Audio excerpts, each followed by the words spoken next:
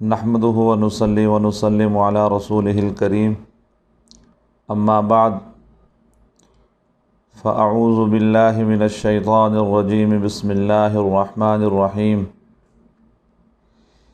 والسابقون الاولون من المہاجرین والانصار والذین اتبعوہم باحسان رضی اللہ عنہم ورضوا عنہ صدق اللہ العظیم۔ معزز ناظرین گرامی قدر،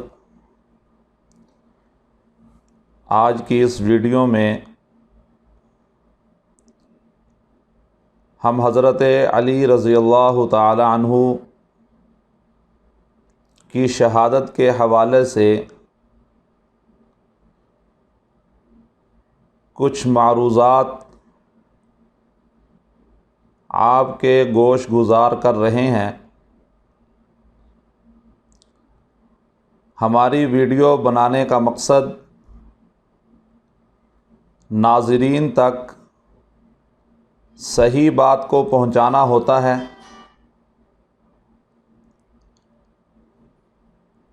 اور تحقیقی بات کو پہنچانا ہوتا ہے، تاکہ ہمارے ناظرین اپنے عقائد کو بھی درست کر لیں اور ان تک معلومات بھی پہنچ جائیں۔ حضرت علی رضی اللہ تعالی عنہ کا اسم گرامی علی بن ابی طالب رضی اللہ تعالی عنہ ہے۔ آپ کی کنیت ابو الحسن اور ابو تراب ہے اور آپ کا لقب اسد اللہ اور حیدر ہے۔ اگر بات کی جائے آپ کے والد کی، تو آپ کے والد کا نام عبد مناف ہے، جو ابو طالب کے نام سے مشہور ہیں۔ ابو طالب عبد مناف کی کنیت ہے۔ ابو طالب عبد المطلب کے بیٹے ہیں۔ عبد المطلب کے 3 بیٹے تھے۔ ایک کا نام عبداللہ تھا، جو جناب رسول اللہ صلی اللہ علیہ وسلم کے والد گرامی ہیں، اور دوسرے بیٹے کا نام زبیر بن عبد المطلب ہے، اور تیسرے بیٹے کا نام ابو طالب ہے، جو حضرت علی رضی اللہ تعالی عنہ کے والد گرامی ہیں۔ اسی طرح ابو طالب کے 4 بیٹے ہیں۔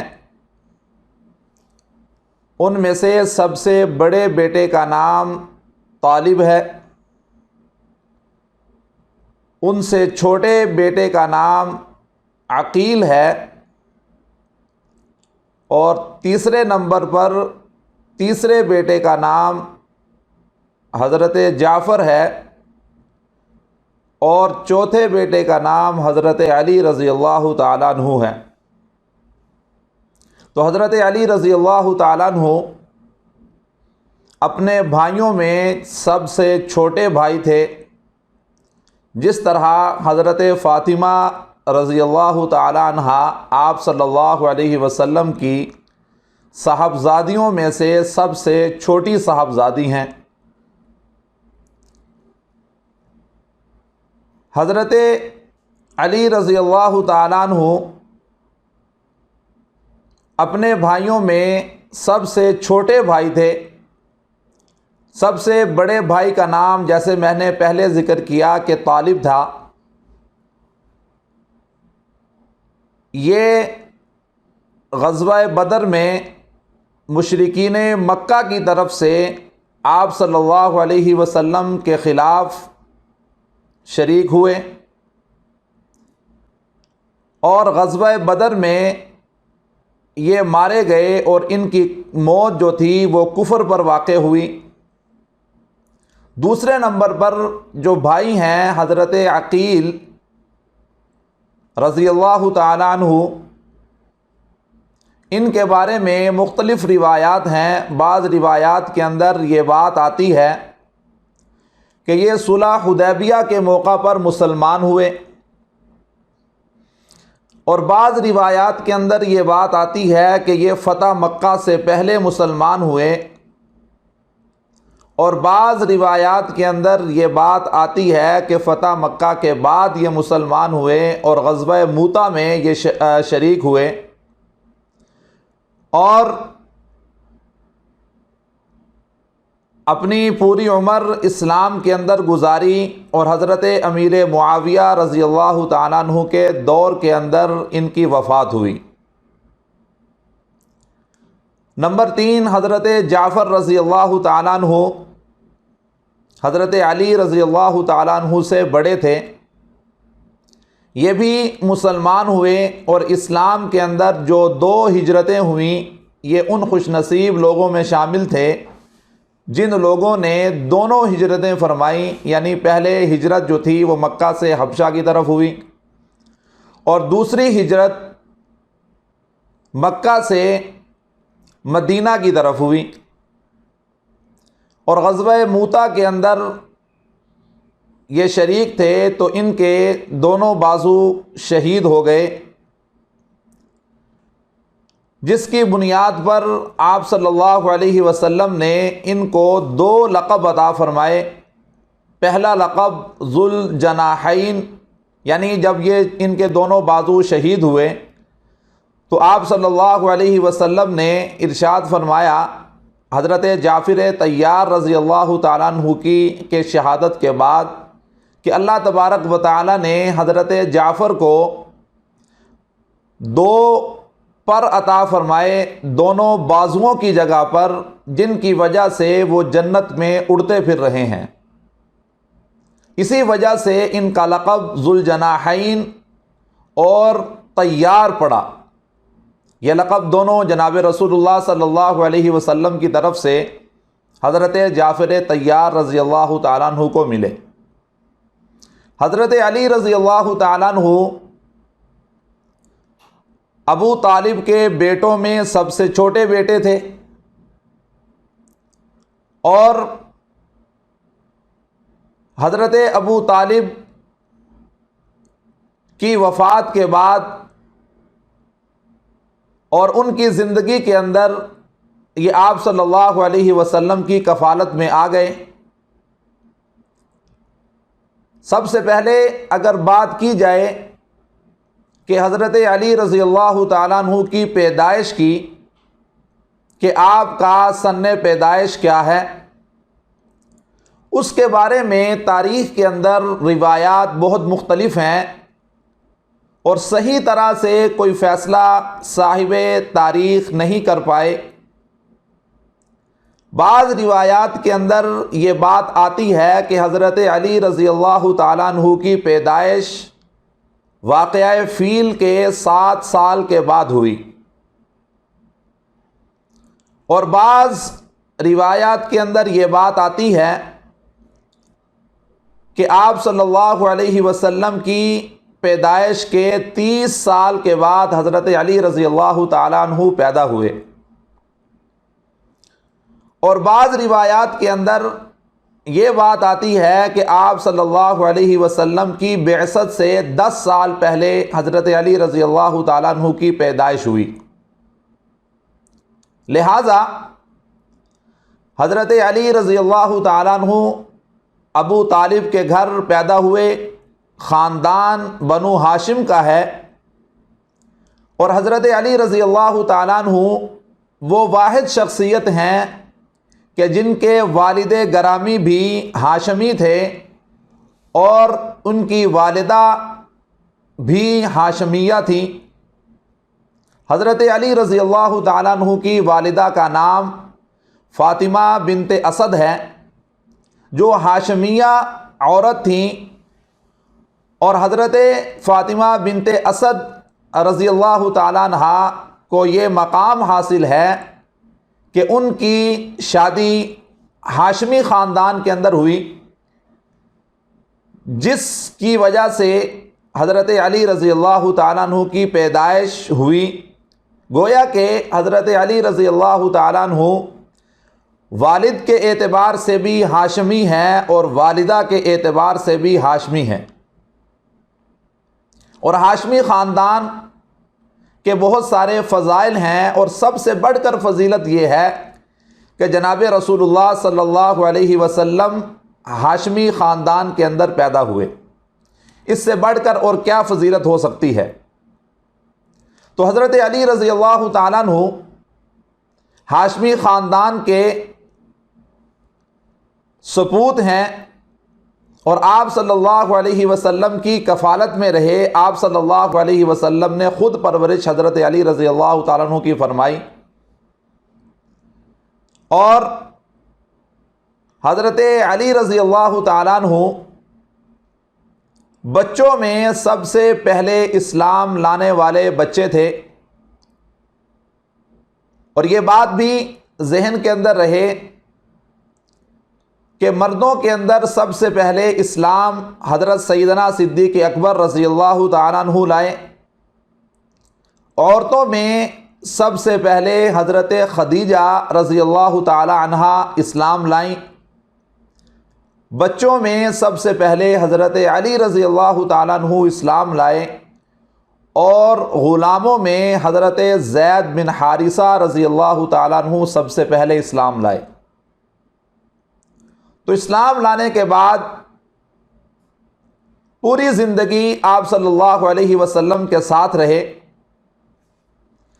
اور آپ صلی اللہ علیہ وسلم کے ساتھ 26 جنگوں کے اندر شرکت کی، جبکہ جناب رسول اللہ صلی اللہ علیہ وسلم خود 27 جنگوں کے اندر 27 غزوات کے اندر بنفس نفیس شریک ہوئے۔ تو حضرت علی رضی اللہ تعالیٰ عنہ ان 27 غزوات میں سے 26 غزوات کے اندر شریک رہے، اور اسلام کے اندر سب سے دلیرانہ انداز کے اندر حضرت علی رضی اللہ تعالیٰ عنہ نے جہاد کیا، اور اسلام کا پرچم پوری دنیا کے اندر لہرایا۔ غزوہ موتا کے اندر حضرت علی رضی اللہ تعالیٰ عنہ شریک نہیں ہو سکے، اس کی وجہ یہ تھی کہ آپ صلی اللہ علیہ وسلم نے حضرت علی رضی اللہ تعالیٰ عنہ کو مدینہ کے اندر اپنے اموال اور مدینہ کے اندر جو عورتیں اور بچے تھے ان کی دیکھ بھال کے لیے حضرت علی رضی اللہ تعالیٰ عنہ کو چھوڑا تھا۔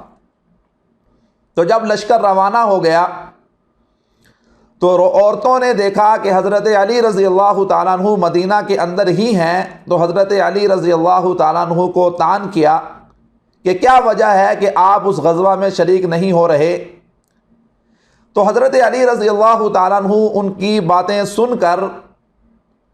ارادہ فرمایا کہ میں بھی اس غزوہ کے اندر شریک ہونے کے لیے جاتا ہوں۔ تو مدینہ سے کچھ فاصلہ پر آپ صلی اللہ علیہ وسلم کا قافلہ موجود تھا، تو حضرت علی رضی اللہ تعالیٰ عنہ اس قافلہ کے اندر جب شریک ہوئے تو آپ صلی اللہ علیہ وسلم نے دیکھا اور پوچھا کہ علی، آپ کو تو میں مدینہ کے اندر چھوڑ کر آیا تھا، آپ ہمارے ساتھ کیسے شریک ہو رہے ہیں؟ تو حضرت علی رضی اللہ تعالیٰ عنہ نے عرض کیا کہ یا رسول اللہ، میرا دل کرتا ہے کہ میں بھی اس غزوہ کے اندر شریک ہوں۔ تو آپ صلی اللہ علیہ وسلم نے فرمایا کہ اے علی، کیا تو یہ نہیں چاہتا کہ تیری مثال یا تیری نسبت مجھ سے ایسی ہی ہو جس طرح حضرت ہارون علیہ السلام کی نسبت حضرت موسیٰ علیہ السلام سے تھی؟ اور آگے ساتھ ہی یہ فرما دیا، ساتھ ہی اس اعتراض کا جواب پہلے سے ہی دے دیا کہ ہو سکتا ہے کہ کسی کے ذہن میں بات کے اندر یہ خیال آئے کہ حضرت ہارون علیہ السلام کو حضرت موسیٰ سے جو نسبت تھی وہ یہ تھی کہ جس طرح حضرت موسیٰ علیہ السلام نبی تھے تو حضرت ہارون علیہ السلام بھی نبی تھے۔ تو ہو سکتا ہے کہ آپ صلی اللہ علیہ وسلم کی وفات کے بعد کوئی بندہ یا کوئی گروہ یا کوئی جماعت یہ سمجھ لے کہ حضرت علی نبی ہیں، تو آپ صلی اللہ علیہ وسلم نے اس اعتراض کا جواب پہلے ہی دے دیا، الا انہ لا نبی بعدی، کہ موسیٰ علیہ السلام کی جو نسبت حضرت ہارون سے تھی وہی نسبت علی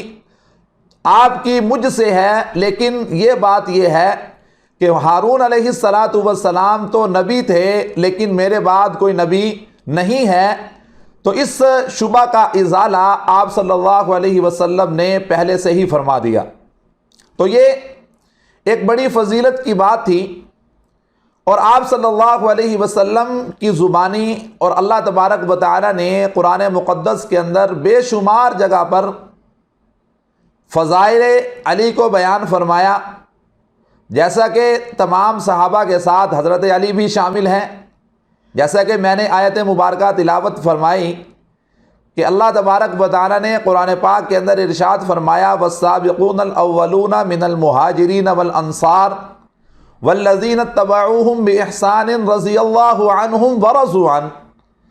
کہ جو لوگ سب سے پہلے اسلام لے آئے اور ان کے بعد جن لوگوں نے ان کی اتباع کی تو اللہ تبارک و تعالی ان سے راضی ہو گیا۔ تو یہ بڑی فضیلت کی بات ہے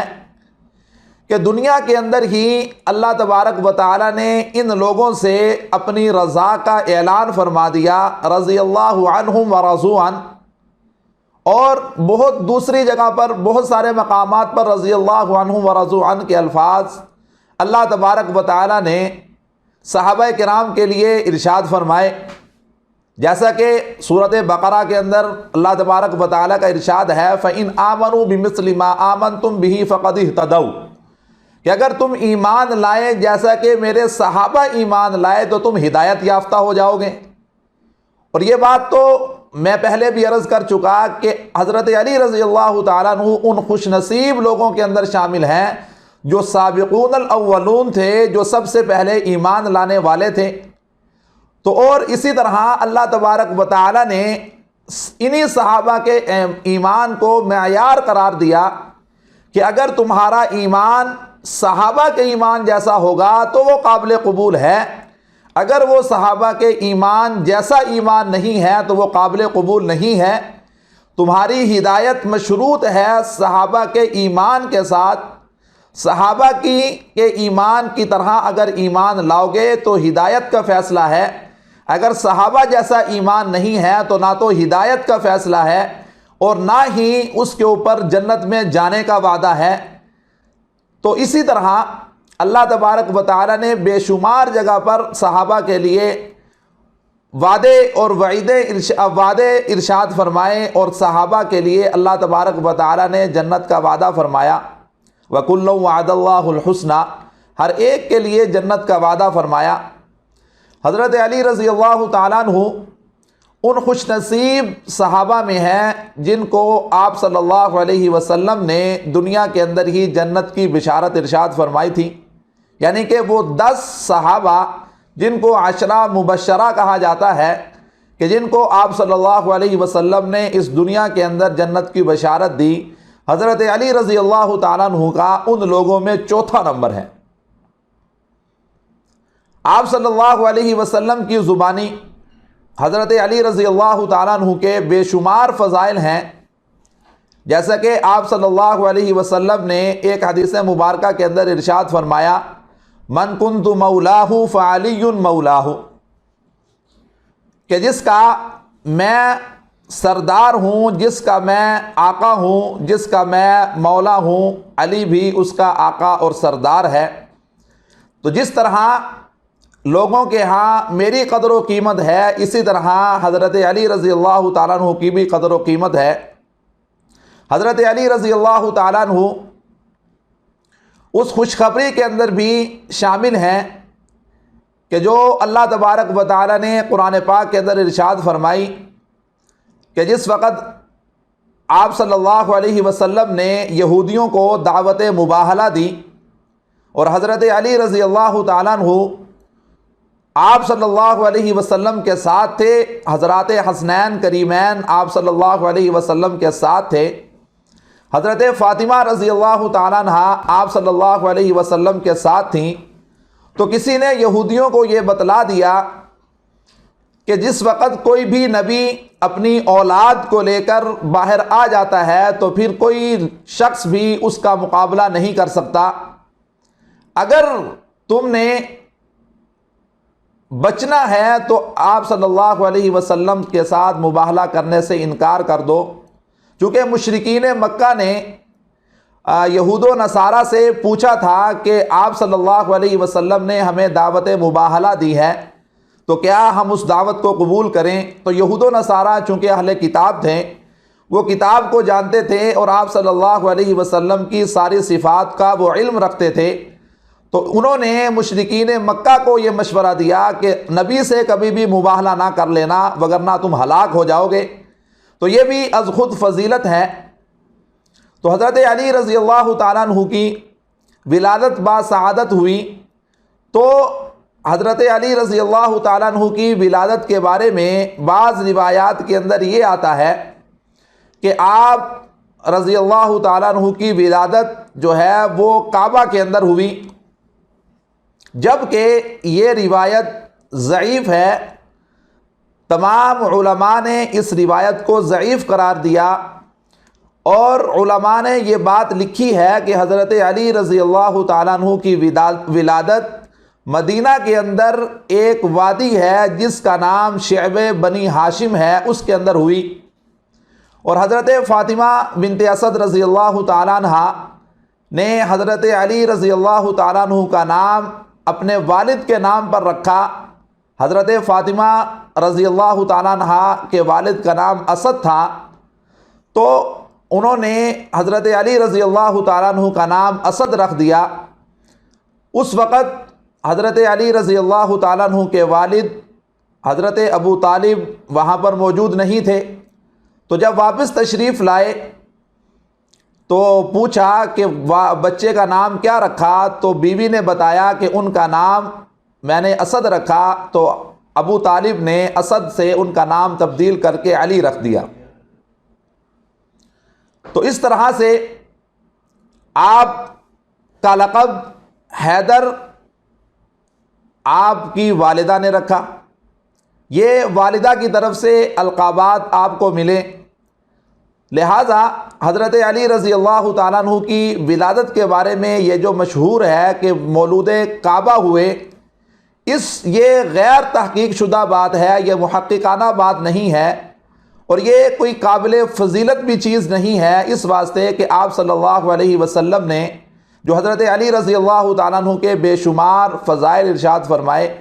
ان میں کہیں پر بھی یہ فضیلت ارشاد نہیں فرمائی، اور اس چیز کو فضیلت کے اندر شمار نہیں کیا کہ آپ کی ولادت کعبہ کے اندر ہوئی۔ اگر یہ ولادت کعبہ کے اندر ہونا یہ فضیلت کی بات ہوتی تو اور بھی بہت سارے لوگ ہیں کہ جن کی ولادت کعبہ کے اندر ہوئی، جیسا کہ حضرت عائشہ رضی اللہ تعالیٰ عنہ کے بھانجے حضرت حکیم بن حزام رضی اللہ تعالیٰ عنہ، ان کی ولادت بھی کعبہ کے اندر ہوئی۔ اگر یہ بنیاد ہے کہ حضرت علی رضی اللہ تعالیٰ عنہ کی فضیلت کی بات ہے تو پھر اور بعض لوگ یہ کہتے ہیں کہ چونکہ حضرت علی رضی اللہ تعالیٰ عنہ کعبہ کے اندر پیدا ہوئے تھے تو لہذا خلافت کا حق ان کا تھا۔ اگر اس چیز کو بنیاد بنایا جائے تو پھر خلافت کا حق پھر حضرت حکیم بن حزام رضی اللہ تعالیٰ عنہ کا بھی ہونا چاہیے، جبکہ حقائق اس کے خلاف ہیں۔ تو آپ صلی اللہ علیہ وسلم نے اپنی احادیث کے اندر کہیں پر بھی اس فضیلت کا تذکرہ نہیں فرمایا۔ تو حضرت علی رضی اللہ تعالیٰ عنہ کی آپ صلی اللہ علیہ وسلم نے بے شمار فضائل احادیث کے اندر ذکر فرمائے۔ تو حضرت علی رضی اللہ تعالیٰ عنہ کے فضائل کے ساتھ ساتھ حضرت علی رضی اللہ تعالیٰ عنہ کی کے بارے میں یہ بھی پیشن گوئی فرمائی کہ آپ کے اوپر قاتلانہ حملہ ہوگا، اور جس وقت حضرت علی رضی اللہ تعالیٰ عنہ حضرت عثمان رضی اللہ تعالیٰ عنہ کے شہید ہو جانے کے بعد کوفہ کی طرف روانہ ہوئے تو حضرت عبداللہ بن سلام رضی اللہ تعالیٰ عنہ نے حضرت علی رضی اللہ تعالیٰ عنہ سے پوچھا کہ حضرت آپ کہاں پر جا رہے ہیں؟ تو حضرت علی رضی اللہ تعالیٰ عنہ نے ارشاد فرمایا کہ میرا کوفہ میں جانے کا ارادہ ہے۔ تو حضرت عبداللہ ابن سلام رضی اللہ تعالیٰ عنہ نے پیشن گوئی فرمائی کہ شاید وہاں پر آپ کے اوپر تلوار کے ساتھ حملہ کیا جائے گا۔ تو لہٰذا اب ہم آتے ہیں کہ حضرت علی رضی اللہ تعالیٰ عنہ کی شہادت کس طرح سے ہوئی، واقعہ کیا تھا، کیا اسباب تھے کہ حضرت علی رضی اللہ تعالیٰ عنہ کو شہید کر دیا گیا، کون لوگ تھے جنہوں نے حضرت علی رضی اللہ تعالیٰ عنہ کو شہید کیا۔ تو اس کے بارے میں علماء کرام نے یہ تفصیل ذکر فرمائی ہے کہ حضرت عثمان رضی اللہ تعالیٰ عنہ جب شہید ہو گئے، چونکہ حضرت عثمان رضی اللہ تعالیٰ عنہ کے خلاف لوگوں نے خروج کیا، یہی خارجی حضرت علی رضی اللہ تعالیٰ عنہ کی جماعت کے اندر بھی شامل ہوئے، انہی کی وجہ سے جنگ جمل ہوئی، انہی کی وجہ سے جنگ صفین ہوئی۔ تو حضرت علی رضی اللہ تعالیٰ عنہ کے لشکر کے اندر، جماعت کے اندر یہ لوگ شامل تھے۔ تو حضرت علی رضی اللہ تعالیٰ عنہ کے ساتھ واقعہ تحکیم جب پیش آیا تو یہی وہ لوگ تھے، یہی وہ خوارج تھے جنہوں نے حضرت علی رضی اللہ تعالیٰ عنہ کے خلاف خروج کیا اور یہ کہہ کر حضرت علی رضی اللہ تعالیٰ عنہ سے جدا ہو گئے، ان الحکم الا للہ، فیصلہ اللہ کا چلے گا، حکم اللہ کا چلے گا، ہم کسی بندے کا فیصلہ ماننے کے لیے تیار نہیں ہے۔ تو حضرت علی رضی اللہ تعالیٰ عنہ نے فرمایا کہ یہ بات تو ٹھیک کہہ رہے ہیں لیکن ان کا ارادہ اس سے غلط ہے۔ تو جس وقت خروج ہوا تو ابتدا کے اندر حضرت علی رضی اللہ تعالیٰ عنہ نے ان خارجیوں کے ساتھ نرمی کا معاملہ کیا تاکہ ان کو سمجھایا جا سکے، ان کو واپس جو ہے بیعت کے اندر لایا جا سکے۔ جب ان کے ساتھ نرمی کا معاملہ ہوا تو یہ چونکہ حضرت علی رضی اللہ تعالیٰ عنہ کے بہت زیادہ خلاف تھے اور 38 ہجری کے اندر جنگ نہروان ہوئی جو خاص خارجیوں کے خلاف تھی، جس کے اندر بہت زیادہ مقدار کے اندر خارجی مارے گئے تھے۔ جو خارجی بچ گئے ان لوگوں کو حضرت علی رضی اللہ تعالیٰ عنہ سے بہت زیادہ عناد تھا، بہت زیادہ تعصب تھا، بہت زیادہ دشمنی وہ اپنے دل کے اندر لیے ہوئے تھے، اور وہ یہ سوچ رہے تھے کہ کوئی وقت ایسا آئے، کوئی وقت ہمارے ہاتھ لگے کہ ہم حضرت علی رضی اللہ تعالیٰ عنہ سے اس کا بدلہ لے لیں اور حضرت علی رضی اللہ تعالیٰ عنہ کو شہید کر دیں۔ چنانچہ معاملات ایسے ہی چلتے رہے۔ 38 ہجری کے اندر جنگ نہروان ہوئی جس کے اندر خارجی بہت زیادہ تعداد کے اندر مارے گئے۔ اس کے بعد 40 ہجری کے اندر 3 لوگ مکہ مکرمہ کے اندر آئے جو خوارج میں سے تھے، اور انہوں نے حرم کعبہ کے اندر بیٹھ کر یہ وعدہ کیا کہ ہم حضرت علی رضی اللہ تعالیٰ عنہ کو شہید کر دیں گے۔ واقعہ یہ ہوا کہ ان 3 لوگوں نے حرم مکہ کے اندر یہ مشورہ کیا کہ 3 قسم کے لوگ ہیں جن کی وجہ سے پورے مدینہ کے اندر، شام اور کوفہ کے اندر اور مصر کے اندر قتل و غارت کا بازار گرم ہے۔ اگر ان 3 لوگوں کو راستے سے ہٹا دیا جائے تو امن ہو سکتا ہے۔ ان 3 لوگوں میں ایک حضرت علی رضی اللہ تعالیٰ عنہ تھے، دوسرے حضرت امیر معاویہ رضی اللہ تعالیٰ عنہ تھے، اور تیسرے حضرت عمر بن عاص رضی اللہ تعالیٰ عنہ تھے۔ انہوں نے یہ میٹنگ کی کہ اگر ان 3 لوگوں کو راستے سے ہٹا دیا جائے تو ہمارا راستہ صاف ہو سکتا ہے۔ اور یہ جو 3 لوگ حرم کعبہ کے اندر آئے اور وہاں پر انہوں نے ایک پلان تشکیل دیا۔ ان 3 لوگوں کا نام، ان 3 لوگوں میں سب سے پہلا شخص عبد الرحمن ابن ملجم تھا، دوسرا شخص برق بن عبداللہ تھا، اور تیسرے شخص کا نام عمر بن عبداللہ تھا۔ تو یہ تینوں خارجی تھے، اور ان تینوں خارجیوں نے یہ پلان بنایا کہ ہم ان 3 لوگوں کو شہید کر دیں گے، جس کی وجہ سے ہمارا راستہ صاف ہو جائے گا اور بلاد عرب کے اندر امن قائم ہو جائے گا۔ ان لوگوں کے اعتبار سے یہ 3 لوگ یعنی حضرت علی، حضرت امیر معاویہ اور حضرت عمر بن عاص رضی اللہ تعالیٰ عنہ جو تھے وہ فتنہ کی بنیاد تھے۔ حضرت علی رضی اللہ تعالیٰ عنہ کوفہ کے اندر تھے، حضرت امیر معاویہ رضی اللہ تعالیٰ عنہ شام میں تھے، اور حضرت عمر بن عاص رضی اللہ تعالیٰ عنہ مصر کے اندر تھے۔ تو عبد الرحمن بن ملجم بدبخت نے حضرت علی رضی اللہ تعالیٰ عنہ کو شہید کرنے کا ذمہ اٹھایا، اور ان تینوں نے یہ وعدہ کیا کہ جب تک ہم ان کو شہید نہیں کر لیں گے اس وقت تک ہم چین سے نہیں بیٹھیں گے، اور ان 3 حضرات کو شہید کرنے کے لیے ہم اپنی جان کی بازی تک لگانے کے لیے تیار ہوں گے۔ حرم کعبہ کے اندر انہوں نے وعدہ کیا۔ حضرت علی رضی اللہ تعالیٰ عنہ کو شہید کرنے کی ذمہ داری عبد الرحمن ابن ملجم نے اٹھائی، حضرت امیر معاویہ رضی اللہ تعالیٰ عنہ کو شہید کرنے کی ذمہ داری برق بن عبداللہ نے اٹھائی، اور حضرت عمر بن عاص رضی اللہ تعالیٰ عنہ کو شہید کرنے کی ذمہ داری عمر بن عبداللہ نے اٹھائی۔ چنانچہ عبد الرحمن ابن ملجم کوفہ روانہ ہوا، برق بن عبداللہ یہ شام کی طرف روانہ ہوا،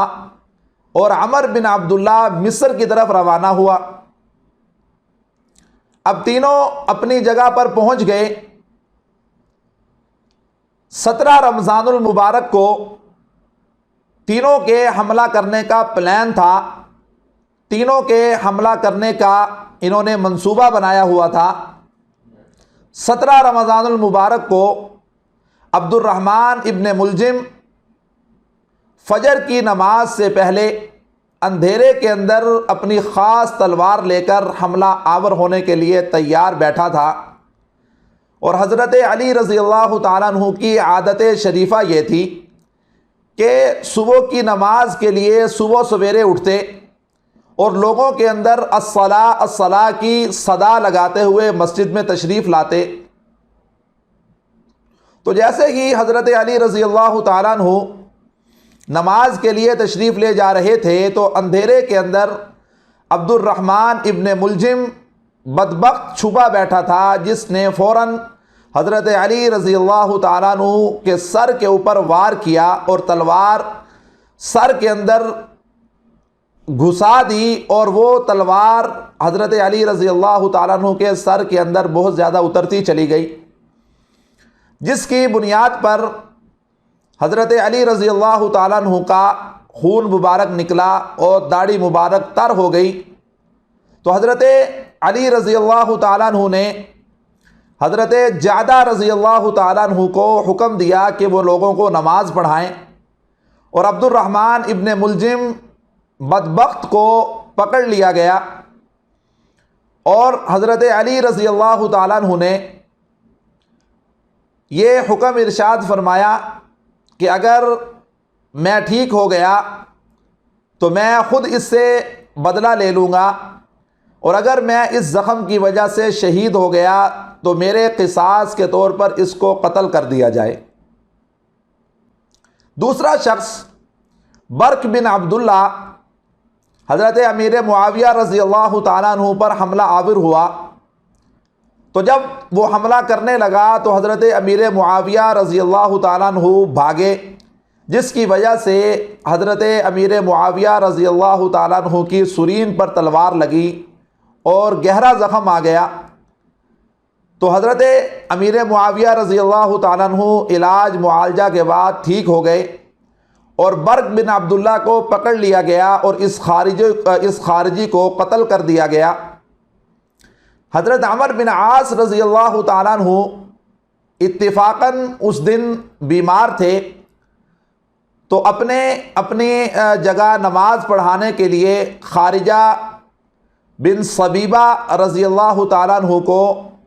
منتخب کیا کہ آپ نماز پڑھائیے، تو خارجہ بن صبیبہ رضی اللہ تعالیٰ عنہ جب نماز پڑھانے کے لیے جا رہے تھے تو عمر بن عبداللہ نے ان کے اوپر حملہ کیا، جس کی وجہ سے حضرت خارجہ بن صبیبہ رضی اللہ تعالیٰ عنہ شہید ہو گئے۔ تو اس طرح حضرت عمر بن عاص رضی اللہ تعالیٰ عنہ بچ گئے، اور عمر بن عبداللہ بھی پکڑا گیا اور اس کو بھی قتل کر دیا گیا تاکہ فتنہ ختم ہو سکے۔ تو حضرت علی رضی اللہ تعالیٰ عنہ 17 رمضان المبارک کو حضرت علی رضی اللہ تعالیٰ عنہ پر حملہ ہوا، جس کے 3 دن کے بعد حضرت علی رضی اللہ تعالیٰ عنہ اس جہان فانی سے دارالبقاء کی طرف منتقل ہو گئے، اور حضرت علی رضی اللہ تعالیٰ عنہ کو 20ویں اور 21ویں شب، یعنی 21ویں جو صبح تھی رمضان کی، اس سے پہلے دفن کر دیا گیا۔ اب حضرت علی رضی اللہ تعالیٰ عنہ کا مدفن کون سا شہر تھا، اس کے بارے میں بھی روایات مختلف ہیں۔ حافظ ابن کثیر رحمہ اللہ تعالیٰ نے یہ بات لکھی ہے کہ حضرت علی رضی اللہ تعالیٰ عنہ کو کوفہ میں مسجد جو کوفہ تھی اس کے قریب مقام رحبہ کے اندر دفن کر دیا گیا، جبکہ بعض ائمہ نے یہ بات لکھی ہے کہ حضرت علی رضی اللہ تعالیٰ عنہ کو کوفہ کے اندر دارالامارہ کے اندر ہی دفن کیا گیا، اس خوف کی وجہ سے کہ کہیں خارجی حضرت علی رضی اللہ تعالیٰ عنہ کے جسد اطہر کو نکال نہ لے اور ان کی بے حرمتی نہ کریں۔ اور بعض دیگر روایات کے اندر جو عام طور پر مشہور بات ہے کہ حضرت علی رضی اللہ تعالیٰ عنہ کو نجف اشرف کے اندر دفن کر دیا گیا، جو مشہد کے قریب ایک جگہ کا نام ہے۔ اس روایت کو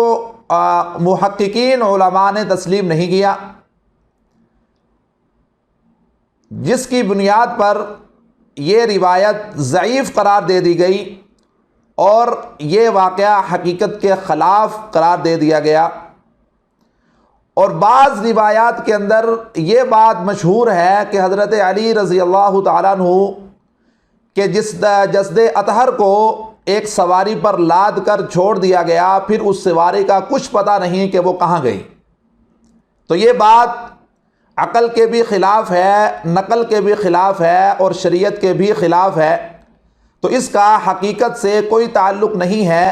یہ لوگوں کی زبانوں کی بات ہے، حقیقت کا اس سے کوئی تعلق نہیں ہے۔ تو لہٰذا حضرت علی رضی اللہ تعالیٰ عنہ جب شہید ہوئے تو شہید ہونے کے بعد اپنے دونوں صاحبزادوں کو حضرت حسن اور حضرت حسین رضی اللہ تعالیٰ عنہ کو ایمان اور تقوی پر کاربند رہنے کی وصیت فرمائی، اور محمد بن حنفیہ رضی اللہ تعالیٰ عنہ کے بارے میں بھی وصیت فرمائی۔ تو ناظرین، اب ہم دیکھتے ہیں کہ حضرت علی رضی اللہ تعالیٰ عنہ کو غسل کس نے دیا، حضرت علی رضی اللہ تعالیٰ عنہ کو کفن کتنے کپڑوں میں دیا گیا،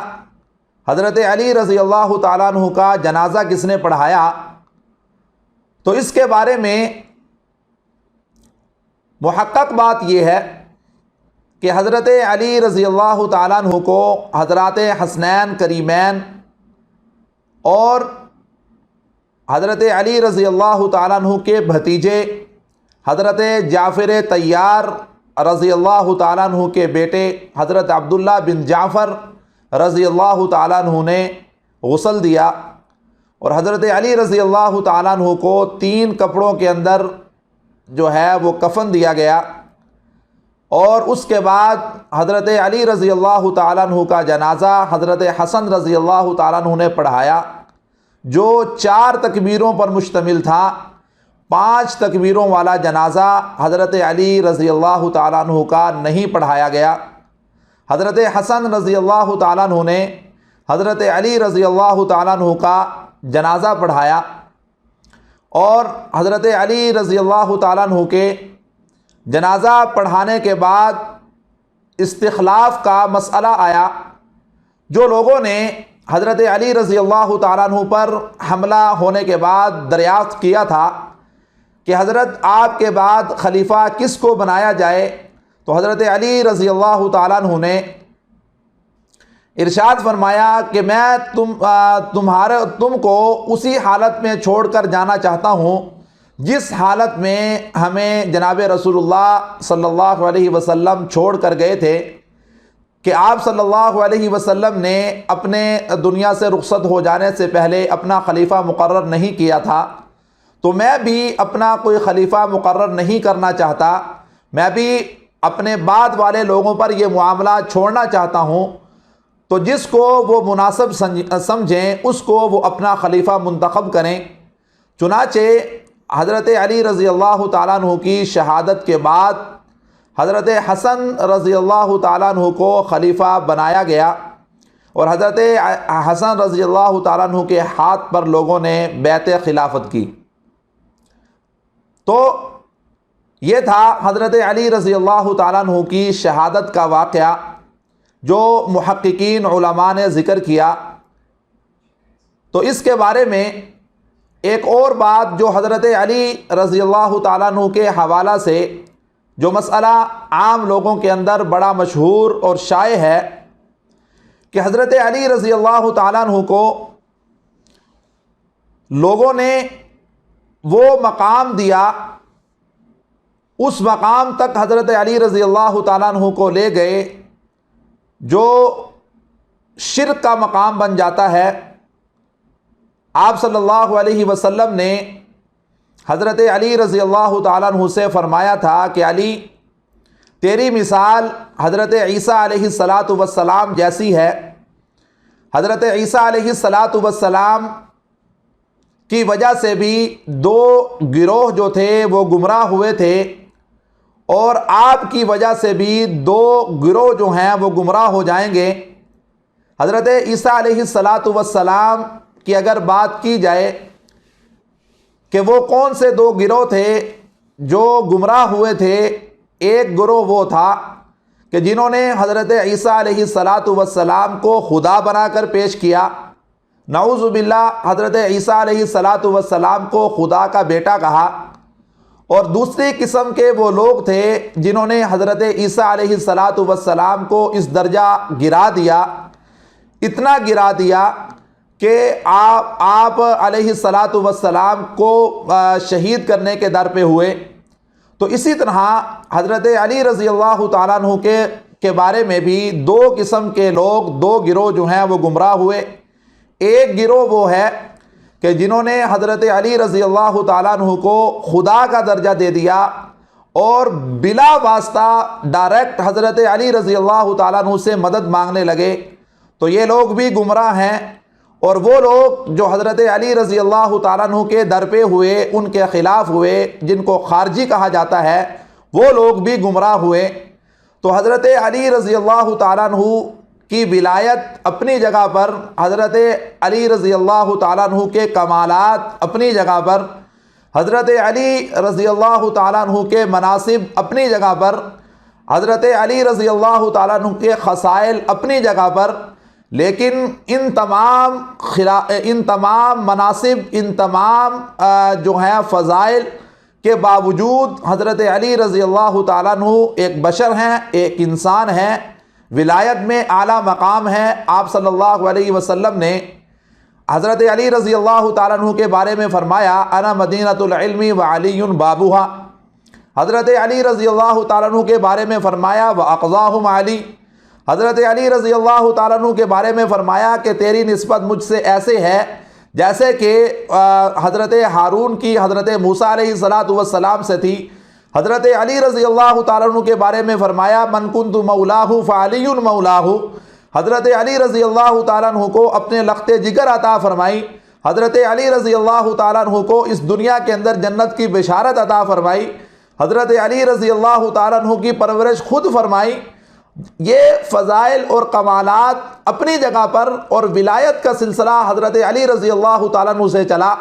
اور آپ رضی اللہ تعالیٰ عنہ جو ولی ہیں ان تمام کے سردار ہیں، لیکن سردار ہونا اپنی جگہ پر، ولایت اپنی جگہ پر، قضاء اپنی جگہ پر، اور آپ رضی اللہ تعالیٰ عنہ کے بے شمار فضائل میں حضرت عمر رضی اللہ تعالیٰ عنہ کا بڑا مشہور قول ہے لولا علی لہلک عمر، کہ اگر حضرت علی رضی اللہ تعالیٰ عنہ نہ ہوتے تو عمر جو ہیں وہ ہلاک ہو جاتے، تباہ ہو جاتے، برباد ہو جاتے۔ بے شمار جگہ پر آپ رضی اللہ تعالیٰ عنہ نے وہ فیصلے صادر فرمائے جس کی وجہ سے جو حضرت عمر رضی اللہ تعالیٰ عنہ نے آپ رضی اللہ تعالیٰ عنہ کے بارے میں یہ جملہ ارشاد فرمایا۔ تو یہ کمالات اور قضاء اپنی جگہ پر، کوئی اپنے کمالات اور فضائل کی بنیاد پر خدا کا درجہ حاصل نہیں کر سکتا، خدا کے درجے کے اندر نہیں آ سکتا، جبکہ یہ گمراہی کا سب سے بڑی بنیاد ہے۔ اللہ رب العزت سے دعا ہے کہ اللہ رب العزت ہمیں اس شرک سے بچنے کی توفیق عطا فرمائے۔ وآخر دعوانا ان الحمد للہ رب العالمین۔